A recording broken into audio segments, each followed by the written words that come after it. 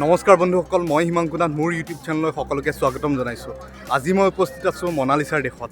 মনালিছা মানে ক'ব লাগিব, মনালিছা মানে ৱৰ্ল্ডৰ বিশ্ববিখ্যাত এখন পেইণ্টিং, যিখন লিওনাৰ্ড দা ভিঞ্চিয়ে আঁকিছিলে আৰু লিওনাৰ্ড দা ভিঞ্চি ইয়াৰে আছিলে। আৰু আজি মই ইটালীত যিহেতু আছোঁ, মোৰ পাছফালে দেখিছে বহুত অগণন পৰ্যটকে আহি ভিৰ কৰিছে। গোটেইখিনি মই দেখাবলৈ চেষ্টা কৰিম আৰু ওচৰৰ পৰা দেখাবলৈ চেষ্টা কৰিম। আহক মোৰ লগত, আজি মই দেখুৱাম ইটালীৰ পিছা টাৱাৰ। এয়া গাড়ীত উঠি আহি আছোঁ আৰু এই যে দূৰত দেখিছে পাহাৰবোৰ, তাত বগা বগা দেখিছে কিছুমান, সেইবোৰ মাৰ্বল।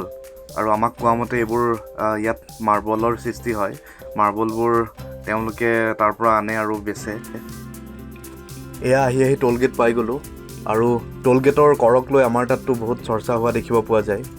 আৰু টোল গেটৰ কৰ দি লওক, তাৰপিছত আকৌ যাত্ৰাৰ অন্তিম স্থানলৈ আমি যাত্ৰা আৰম্ভ কৰিম।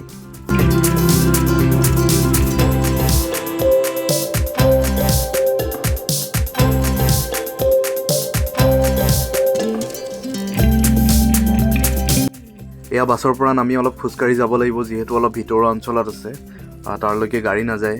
পৰ্যটকবোৰ সেই য'ত বাছ ষ্টেণ্ড থাকে তাতে নামে আৰু তাৰ পৰা খোজকাঢ়ি ইয়ালৈ আহে।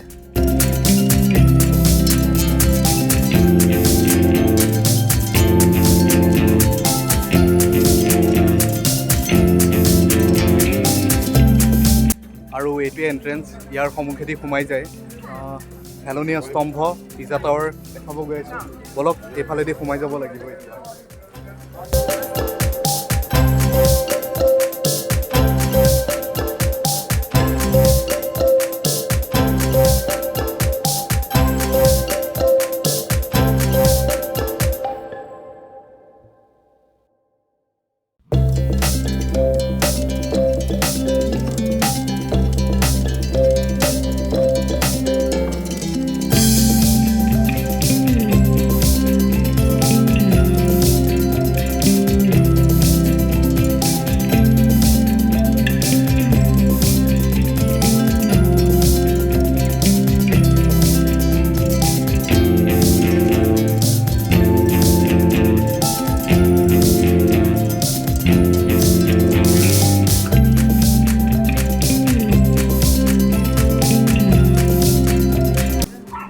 এয়া পিছা টাৱাৰৰ ওচৰলৈ আগবাঢ়ি গৈ আছোঁ।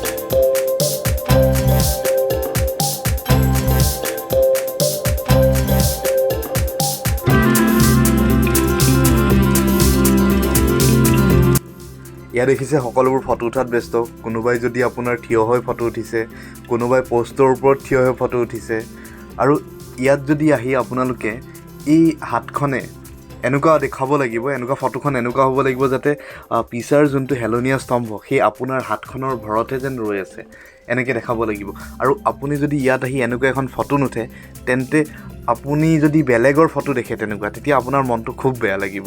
সেইকাৰণে আপুনি ইয়াত যদি আহে, আপোনালোক কেতিয়াবা ইয়ালৈ আহে, এনেকৈ ফটো উঠিব কেতিয়াও নপাহৰিব।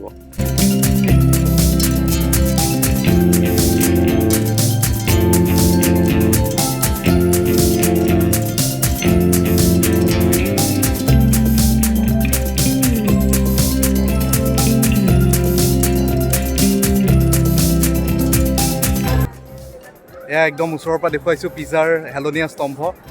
2019 চনত অসম চৰকাৰৰ এটা দলো আহিছিলে প্ৰচাৰৰ কাৰণে। অসম চৰকাৰৰ পৰ্যটন বিভাগ প্ৰচাৰণৰ কাৰণে অসম চৰকাৰৰ পৰা এটা দলো আহিছিলে ইয়াতে। আৰু দেখিছে পৰ্যটকে ভিৰ কৰে, পৰ্যটক প্ৰায় ইয়াত বহুত দেখা পোৱা যায়।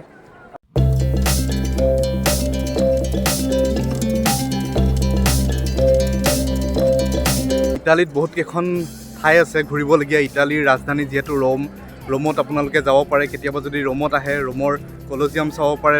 আৰু আগতেও মই ৰোমত গৈছিলোঁ, গোটেইখিনি আপোনালোকক দেখাইছোঁ। ৰোমৰ গোটেইখিনি কলজিয়ামৰ পৰা গোটেইখিনি বস্তু মোৰ প্ৰফাইলত আছে, সেইখিনি চাব পাৰে, কিন্তু তাৰ ভিডিঅ' বনোৱা নাছিলোঁ। আজি মই পিজাত আহিছোঁ যেতিয়া ভিডিঅ' বনাম, ওচৰৰ পৰা দেখুৱাম আপোনালোকক। যদি ঘূৰি ঘূৰি ভাগৰো লাগি যায়, ইয়াৰ পানীৰ ব্যৱস্থা ধুনীয়াকৈ কৰি থোৱা আছে। টোপ টোপকৈ পানী পৰি আছে, বটলত ল'ব পাৰে আৰু একদম চাফা পানী খাব পাৰে। এয়া দেখিছে শৰতৰ শেৱালিৰ কোমল দলিচাখনৰ দৰেই ঘাঁহবোৰ গজি উঠিছে মিহি মিহিকৈ।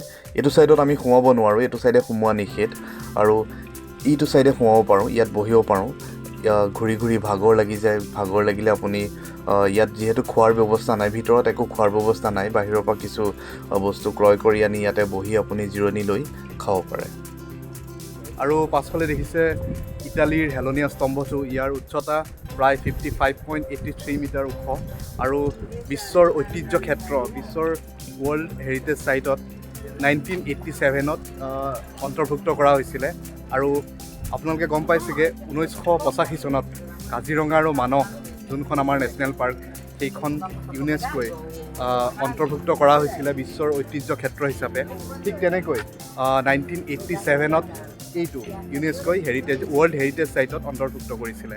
মনালিছাৰ মৃদু ৰহস্যময় হাঁহি, 5 বছৰৰ এটা সমাধান নোহোৱা ইকুৱেশ্যন। আৰু আপোনালোকে গম পায় মনালিছাৰ ছবি বিখ্যাত প্ৰসিদ্ধ শিল্পী, চিত্ৰশিল্পী লিওনাৰ্ডো দা ভিঞ্চিয়ে আঁকিছিলে আৰু তেখেত ইয়াৰে আছিলে। তেখেতৰ জন্ম ইয়াতেই হৈছিলে। আৰু মনালিছাৰ পেইণ্টিংখন এতিয়া বৰ্তমান পেৰিছৰ এটা মিউজিয়ামত আছে।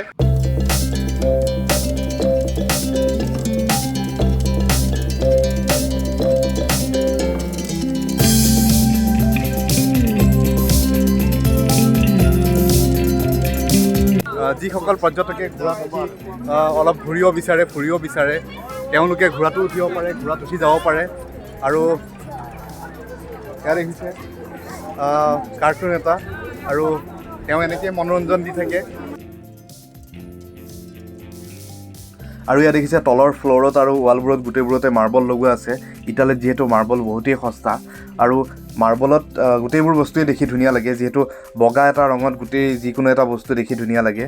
আৰু মই গাড়ীত আহোঁতে আপোনালোকক দেখাইছিলোঁ এটা মাৰ্বলৰ পাহাৰ, কেনেকৈ তেওঁলোকে কি প্ৰচেছত মাৰ্বলবোৰ কাটি আনি বাহিৰত বিক্ৰী কৰে সেইটো ইমান ভালকৈ গম নাপাওঁ। কিন্তু আচলতে এই মাৰ্বলবোৰ ইয়াত সস্তা কাৰণে যিকোনো বিল্ডিঙতে মাৰ্বলেই ব্যৱহাৰ কৰা হয়। আমাৰ তাত যেনেকৈ ইটা, বালি, শিল, টাইলছ বেছি ব্যৱহাৰ কৰা হয়, ইয়াত মাৰ্বলেৰে মানে বস্তুবোৰ বনাই বেছিকৈ সস্তা বাবে মাৰ্বলটোৱে বেছি ব্যৱহাৰ কৰা দেখা পোৱা যায়।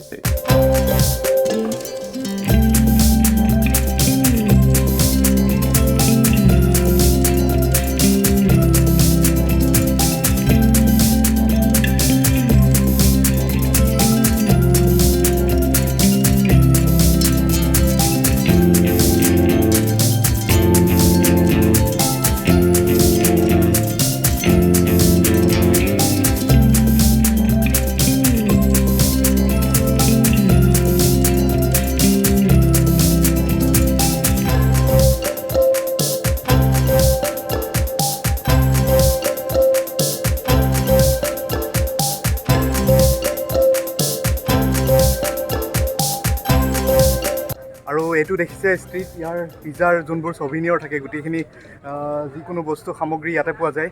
আৰু যিকোনো সজোৱা বস্তু ঘৰলৈ নিব পৰা, যিকোনো সজোৱা বস্তু ইয়াৰ পৰা ল'ব পাৰে।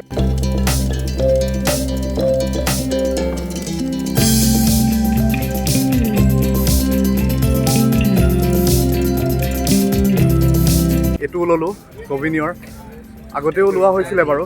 আৰু এইবোৰ মাটিৰে বনোৱা থাকে, কিন্তু বেছিদিন নাথাকে, ঘৰত গ'লে ভাগি যায়।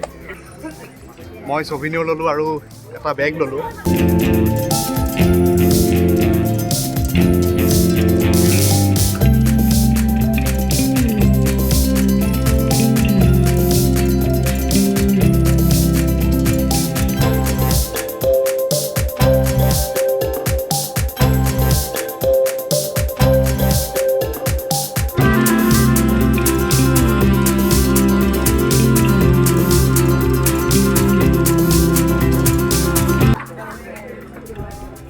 অলপ জল্দিকৈ যাওঁ, বাছ পাব লাগিব। আকৌ বাছ নাপালে সন্ধিয়া হৈ গ'লে, বাছ নাপালে দিগদাৰ হৈ যাব।